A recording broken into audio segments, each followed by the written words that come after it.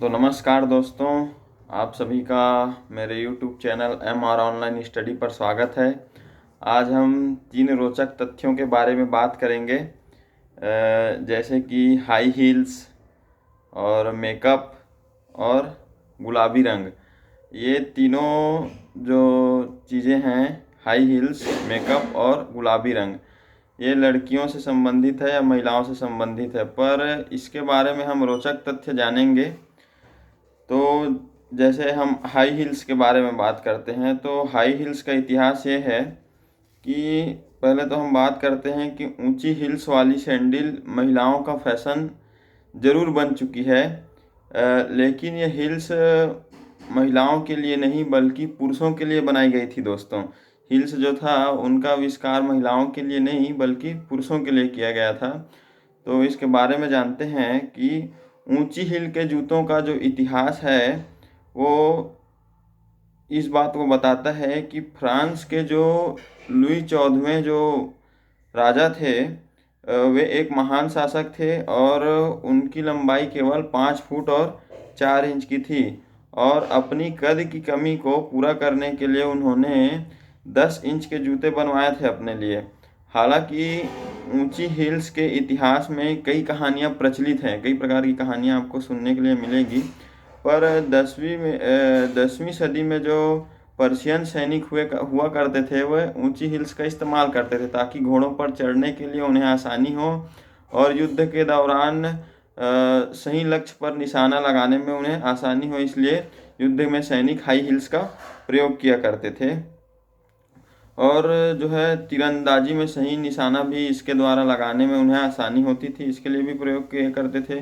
पर इसके बाद जो महिलाएं होती थी, वे भी अपना कद बढ़ाने के लिए हील्स पहनना शुरू कर दिया।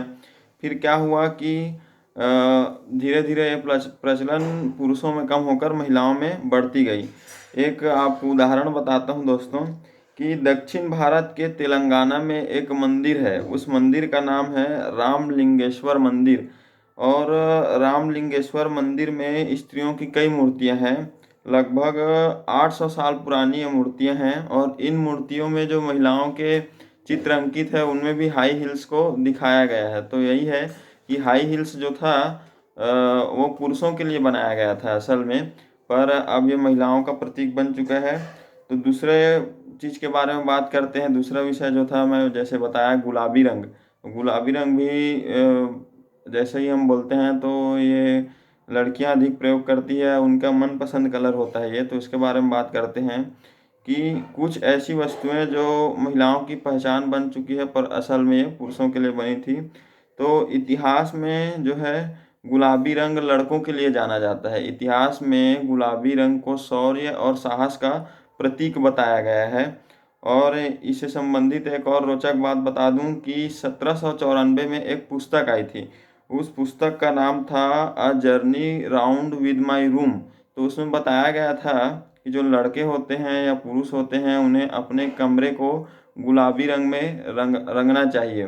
तो उससे उनके अंदर उत्साह आएगी और किसी भी कार्य को करने की क्षमता उनमें बढ़ेगी, ऐसा बताया गया था।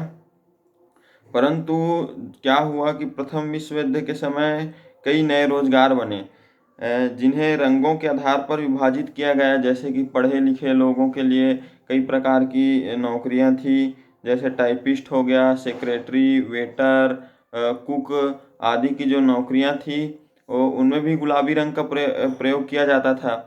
और उस समय, प्राचीन समय में, महिलाओं को ज़्यादा अधिक उच्च पदों पर नहीं रखा जाता था। तो इन सभी पदों पर अधिकतर महिलाएं ही कार्य किया करती थी जो गुलाबी रंग का प्रयोग किया करती थी। तो उस समय से अब प्रचलन शुरू हो गया कि गुलाबी रंग महिलाओं के लिए खास है, तो पुरुषों ने इसे धीरे धीरे छोड़ना शुरू कर दिया। तो आज जो है गुलाबी रंग को हम महिलाओं या लड़कियों के लिए ज़्यादा देखते हैं। पर ये जो है पहले लड़के लोग इसका ज़्यादा प्रयोग किया करते थे और शौर्य साहस का प्रयोग किया, शौर्य और साहस का ये प्रतीक था। अब देखते हैं कि मेकअप जो है, तो अभी के समय में जैसे मेकअप की बात करते हैं, तो अब परंतु यह है कि मेकअप जो था प्राचीन समय में पुरुष अधिक किया करते थे। इसके बारे में कई चीज़ आपको बताता हूँ। जैसे कि प्राचीन मिस्र की संस्कृति में पुरुषत्व महत्वपूर्ण था और यहाँ 4000 ईसा पूर्व में पुरुषों ने काले रंग का उपयोग आँख पर कैट आई बनाने के लिए वे किया करते थे। और जो है कुछ सालों बाद कोल अलाइनर, हरे मैलाकाइट आदि शैडो और लाल गेरू को होंठ पर लगाया करते थे और गाल पर भी लगाना जो है उस समय लोकप्रिय हो गया था। पहली शताब्दी ईस्वी पूर्व में रोमन पुरुष अपने गालों पर लाल ब्लश और पाउडर लगाकर त्वचा को सुंदर बनाते थे। जानवरों के वसा और रक्त का इस्तेमाल वे अपने नाखूनों को रंगने के लिए करते थे, जिसे नेल पॉलिश कहते हैं। उस समय पुरुष इसका प्रयोग किया करते थे। और आप सभी जानते होंगे महारानी एलिजाबेथ के बारे में। तो महारानी एलिजाबेथ के शासन के दौरान भी मेकअप जो था वो पुरुषों के बीच काफ़ी लोकप्रिय था। और इतना ही नहीं, 18वीं शताब्दी में फ्रांस के राजा जो थे, 18वीं शताब्दी में लुईस 16वें, तो लुईस 16वें जो थे मेकअप और नकली बाल का इस्तेमाल किया करते थे। तो ये 3 चीज़ों के बारे में आपको रोचक तथ्य हमने बताया।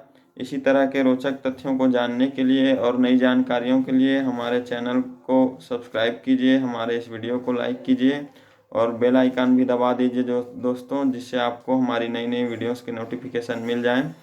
धन्यवाद दोस्तों।